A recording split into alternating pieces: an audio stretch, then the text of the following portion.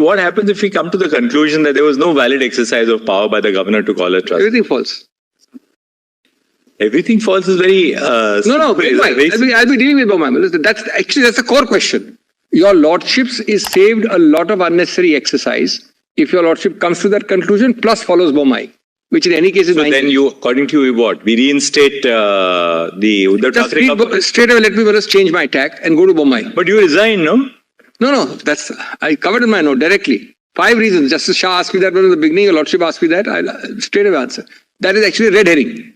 My resignation and not facing the trust vote is irrelevant.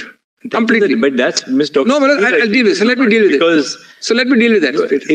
It's like the court being told that you reinstate a government which has... No, it's an acknowledgement by you. I hear your lordship loud and clear. It's a question asked earlier and it is actually a plausible looking thing, but it's actually irrelevant. I'll show that in a minute.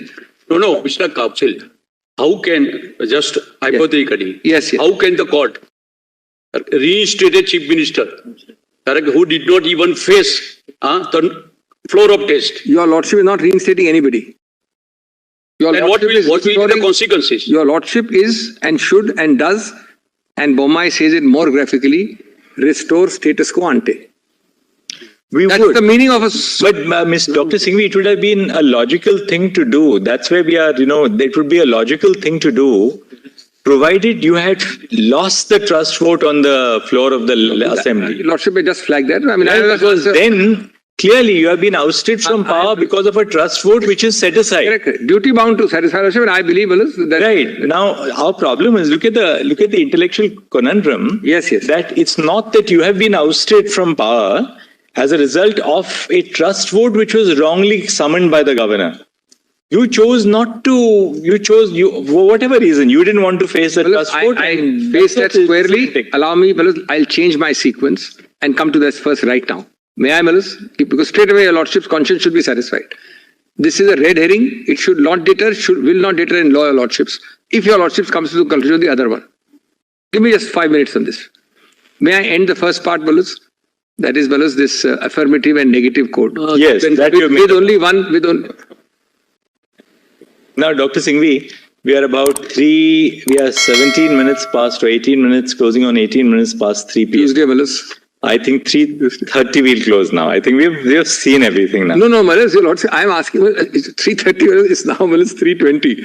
I've done 1 out of my 7 points. Malus, this is a matter of some moment. But Dr. I'm not going to conclude. I mean, Malus, I can't just go in. Conclude, Malus, but it is a very useful, when your lordship asks questions, now your points are really alaps of your... No, Malus, with respect. You are in rejoinder council. Malus, I have argued 1 out of 8 points. I would not otherwise take time. And Malus, your lordships, it is not intended to stop your lordships, Malus, querying, because your queries actually make us think. All right, Dr. Singhvi, you are always very precise. You are always very precise. Now go on to the next point. Your lordship's compliment is intended to render me speechless, Malus. I'm not going to be speechless. No. No, it's not like that. Dr. Singhvi, there is too much. The point is, there is a lot of stuff that we have to reflect on now, and we just want to... So maybe your lordship will just a little over 4 o'clock. Summarize it for us so that we can have... Let me speed along, and your lordship may give me a few minutes after 4. See, I am very keen to finish, because I'm not... Till now, I have not repeated a single point. I have given lordship 2 facets. Now not interrupt you. Go ahead. Yes. So let me end this first point by saying, let me end the first point by asking myself a reverse question. What happens in my first point of affirmative and negative if your lordships were to accept their interpretation? That's a good way of answering my Malus proposition. Namely, your lordship will have nothing left in the 10th schedule. How does your lordship operate both? The 4-step or the 3-step becomes the norm and will be followed in every case to defeat the 10th schedule. That's my first point. Second point on resignation. Now, Malus, the most important thing is it's a prior challenge. The illegal act of the governor is a prior pending sub judice challenge before the trust vote. So you are really saying that Mr. Uddhav Thackeray resigned only because he was called upon by the governor to face a trust vote? I'm grateful. After I had filed a petition, after I had made it sub judice, and after I had said this is completely unknown to law, don't allow it to go on. And you are frankly accepting the fact that, well, you resigned because the trust vote was going to go against. When you do an illegal act, the consequence of that is known to me. The CM's participation or absence of participation would not dilute that fundamental illegality. If it is illegal, it's illegal. How does my non-participation validate the act of the governor? Is the core question. That's the correct legal answer. Today the illegal government is running. There is no elections. Then and the person who otherwise, suppose the Lordship holds the governor to be bad, then a person not entitled to be holding the post of Chief Minister. How can of all courts the Supreme Court accept such illegality? If your Lordship's powers are unique in this country, in that even your Lordship's can go beyond the law. Not contrary to law, beyond the law. Then what's the point if the governor's actions are held to be illegal? Actually, your Lordships would be giving a Pyrrhic declaration and accepting that the illegality has borne the fruits of its illegality and people have enjoyed it. So I challenge a validity of an act, let us say the Governor's Act. Let me say competence of a legislation. Let me say fundamental rights. Versus the eligibility of certain people to act under the Act, to sit there and act. Your Lordship under 189 protects the second, not the first. If the Governor's action is bad, will 189 ever protect it, Mr. Malal, friends, two of them argued at great length on 189. Did they answer the question? Ultimately, the core question, my Lord, is just formulated either way, this way or that way. Is the governor valid or not valid? If your Lordship holds him to be invalid, 189 comes only after your Lordship holds something to be invalid. Otherwise, it doesn't come into play. 189 is said in the context of the vote in the House. So, with respect to... Exactly. So, therefore, no. 189, your Lordships can and may, and in this case perhaps should, in the intervening period of 7-8 months, the decisions taken by an otherwise illegally constituted government may be valid under 189. That's the real commonsensical way of implementing it, Balas. I am not suggesting that somebody's appointment is quashed, somebody's transfer is gone, somebody's policy decision. So what you're really saying is, liquor policy, therefore that is gone. Saying is that Article 189 recognizes a de facto doctrine. De facto doctrine. What the de facto doctrine does is to legitimize the acts of an authority whose original appointment is found to be invalid. Subsequently found to be invalid. Correct. But that does not validate the original appointment itself. Or calling for that goes back to the same thing, Balas. First act was what? The governor being approached, governor calling. The two others are consequences. Voting is a consequence of the governor's illegal act. So is the oath taking.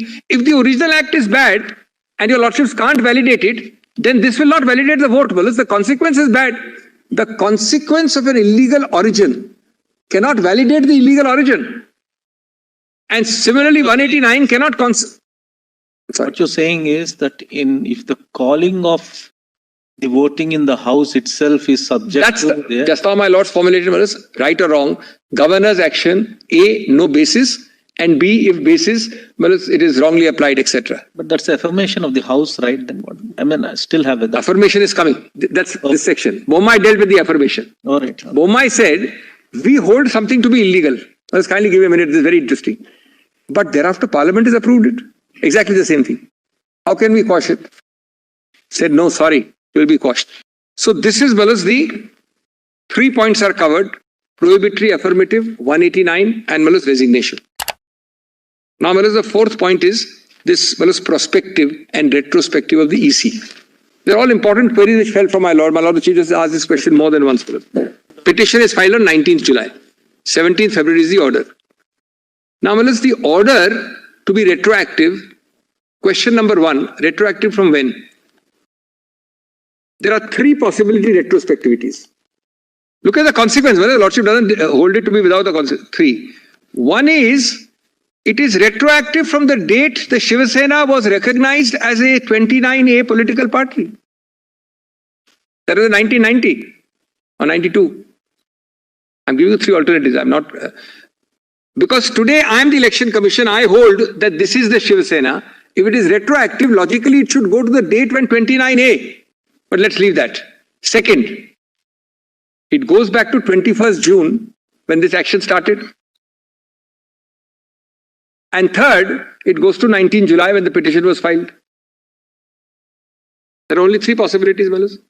In all of these, the consequences would be that, Balas, actually everything, I would be guilty, but I am actually, I mean people who have remained with Mr. Thackeray. I'm just using a phrase because there's no other phrase available. And people who have left. Now, the people who have followed the 10th schedule and remained with Mr. Thackeray would be actually liable for disqualification if your lordship relates back that. So your lordship would be giving a premium to those who follow the 10th schedule, and the people who have not followed the 10th schedule will protect their disqualification also and disqualify me also. Whereas your lordships will not avoid the inevitable consequence by, of course, your lordship's words can always, that's the logical consequence of retroactivity. They would make an arc of immunity for their own disqualification and actually be liable because the party from 19th July, any whip, any order, everything, I have violated because I'm not the party from 19th July. And therefore, I am liable to something, or from actually, logically speaking, from the origin. Therefore, this... And it would have the strange effect of an election of Mr. Uddhav Thackeray in 2018. It would also go without there being a fresh election unseating him. Everything will go, no adjudication. By the mere act of recognition relating back either to 1990s or to 19th of July or to 23, 21st of June, there would be chaos. The consequences are, and apart from the fact that this is clearly textually not intended by the symbols order.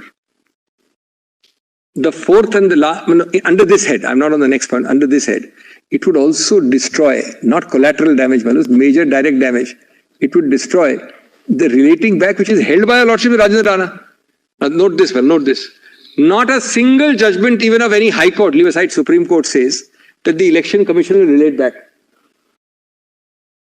A constitution bench has held the field for very long saying a disqualification 10th schedule order relates back. If your lordship were today to do this, your lordship would be giving primacy to an order under a symbols order, with any judicial precedent not saying so, versus a constitutional provision already held by a constitution bench to relate back.